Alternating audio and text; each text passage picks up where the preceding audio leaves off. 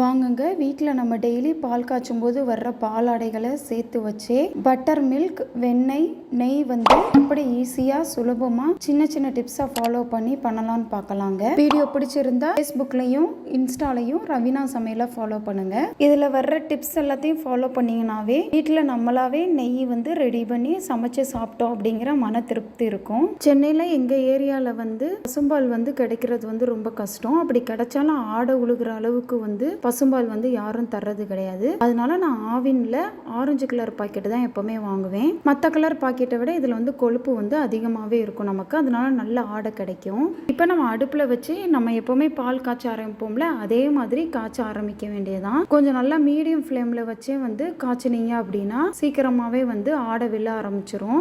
ஆடை விழுந்ததுக்கு அப்புறம் ஹை ஃப்ளேமில் வச்சு ஒரு கொதி விட்டுட்டு திருப்பியும் வந்து லோ ஃப்ளேமில் வச்சுக்கோங்க.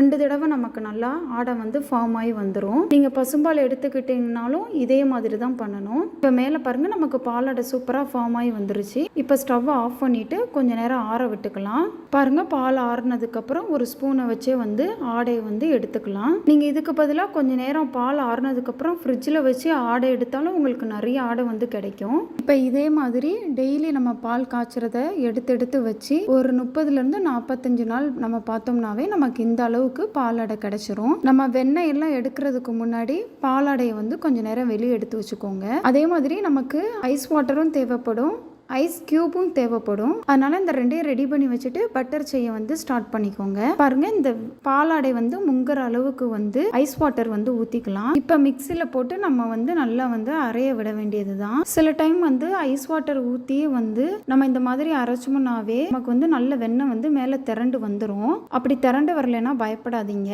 எனக்கு வந்து திரண்டு வரல. அப்போ வந்து என்ன பண்ணிக்கிடணும்னா ஐஸ் கியூப் நம்ம வந்து வச்சிருந்தோம்ல அதை வந்து சேர்த்துக்கோங்க. அதை சேர்த்துட்டு ஒரு 6 நிமிஷம் நல்லா வந்து விட்டு பீட் பண்ணி எடுத்துக்கோங்க. இப்போ பாருங்க நமக்கு நல்லா திரண்டு வர ஆரம்பிச்சிருச்சு. இந்த மாதிரி நுரையா வரும். திருப்பியும் வந்து ஒரு 3 நிமிஷம் கிட்டக்க அரைச்சிக்கலாம். இப்போ பாருங்க மேலே சூப்பராக வந்து வெண்ணெய் ஃபார்ம் ஆகி வர ஆரம்பிச்சிருச்சு. ஃபர்ஸ்ட் இதை கரண்டி வச்சு எடுத்துக்கலாங்க.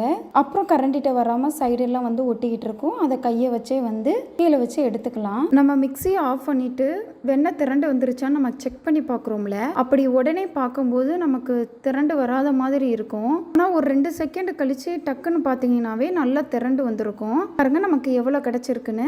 இப்போ இதை வந்து வேஸ்ட் ஆக்காதீங்க. இதுதான் நமக்கு கிடைச்சிருக்கிற பட்டர் மில்க். இதோட கொஞ்சமா உப்பு, ஒரு துண்டு இஞ்சி, கருவேப்பிலை, மல்லிச்செடி எல்லாம் சேர்த்து குடிச்சு பார்த்தீங்க அப்படின்னா செம்ம டேஸ்டா அருமையா இருக்கும். நல்ல பட்டர் வாசம் மணந்துகிட்டு இருக்கும். இப்போ இதை திருப்பி இன்னொரு தடவை மிக்ஸி ஜாரில் போட்டு ஜில் வாட்டரை ஊற்றி திருப்பியும் வந்து ஒரு சுத்த விட்டுக்கலாம். இது நமக்கு இன்னுமே நல்லா வந்து திரண்டு வந்துடும். பாருங்க இப்போ எவ்வளோ வந்து சூப்பராக வந்து ஒன்று போல சேர்ந்து வர ஆரம்பிச்சிருச்சுன்னு பாருங்க. சைடெல்லாம் ஜாரில் நல்லா ஒட்டியிருக்கும். அது எல்லாத்தையும் ஒன்று போல வந்து எடுத்துக்கோங்க. எடுத்துட்டு எக்ஸஸாக இருக்கிற அந்த தண்ணியை வந்து நம்ம இப்படி கைட்டே வச்சு நல்லா அமுக்கி பிழிஞ்சு விட்டோம்னாவே நமக்கு வந்துடும். இதில் இன்னுமே நமக்கு பால் வந்து மிக்ஸ் ஆகி தான் இருக்கும். நம்ம இதை அப்படியே எடுத்து காய்ச்சணும் அப்படின்னா ரொம்ப கசடு வர்ற மாதிரி இருக்கும். அதனால நம்ம வந்து ஜில் வாட்டரில் வந்து இதை வந்து நல்லா வந்து அலசணும். இந்த மாதிரி எல்லா இடத்துலையும் நல்லா விரிச்சு விட்டு வந்து அலசிக்கோங்க. ஒரு தடவை அலசிட்டு தனியாக எடுத்து வச்சுட்டு திருப்பி 2வது டைமும் வந்து ஐஸ் வாட்டர் ஊற்றி அலசிக்கலாம். நீங்கள் ஃபர்ஸ்ட் தடவை கழுவும் போது வெண்ணெய் வந்து நல்லா வளவளப்பாக இல்லாமல் இருக்கும். ஆனால் நீங்கள் இந்த 2வது தடவை கழுவும் போது உங்களுக்கு நல்ல வெண்ணெய் வந்து வளவளப்பாக வந்திருக்கும். அது நீங்களே வந்து நல்லா ஃபீல் பண்ணுவீங்க. பாருங்க 2வது தடவை அலசும் போது வந்து தண்ணி வந்து கலங்கள் இல்லாமல் நல்லா கிளியரா இருக்கு. அதனால இதோட நம்ம ஸ்டாப் பண்ணிக்கலாம். அவ்வளவுதாங்க. சூப்பரா வந்து பட்டர் வந்து செம்மையா வந்து ரெடி ஆயிருச்சு. பார்க்கவே சூப்பரா இருக்கு பாருங்க. டேஸ்டும் வாசமும் செம்மையா இருந்துச்சு நம்ம ஃப்ரெஷ்ஷா பண்றனால.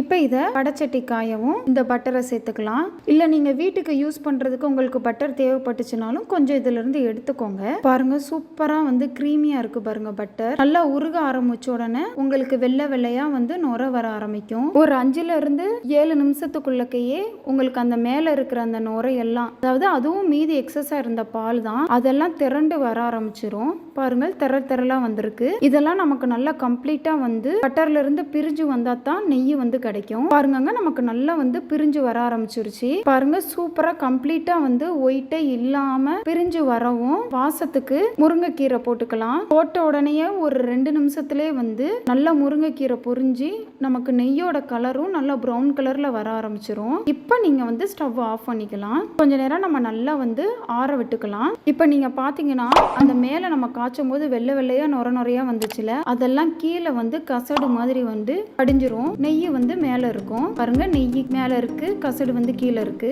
அவ்வளோதாங்க, சூப்பராக வந்து நெய் வந்து ரெடி ஆயிருச்சு.